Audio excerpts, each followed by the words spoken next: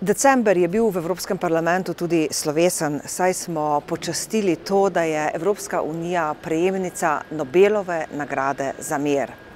To ni nagrada inštitucijam. Dobili smo jo državljanke in državljani Evropske unije za svoja prizadevanja za mir, spravo, demokracijo in človekove pravice. Za uresničitev tako velikega projekta, kot je mir v Evropi, je namreč potrebna vizija. Potrebne so modre politične odločitve in podpora ljudi.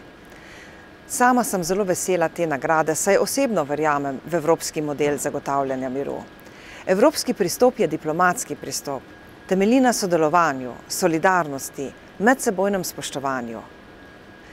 Že to dokazuje, da je Evropska unija mnogo več od skupnega notranjega trga. Kar prevečkrat se zgodi, da pozabimo na zgodovino nenehnih vojn na tem ozemlju in da smo to uspešno preprečili v zadnjih 60 letih. Ali kot je dejal zmagovalec Evropske unije na natečaju o Nobelovi nagradi, ko so ga vprašali, kaj je mir. Takole je dejal: moj ded bi dejal, da so to sanje. Moj oče, da je to proces. Zame pa je to povsem vsakdanje življenje. Evropska unija je vrednost nagrade z 930 tisoč evrov povečala na skupno 2 milijona evrov in jih namenila projektom za pomoč otroškim žrtvam vojn in oboroženih spopadov.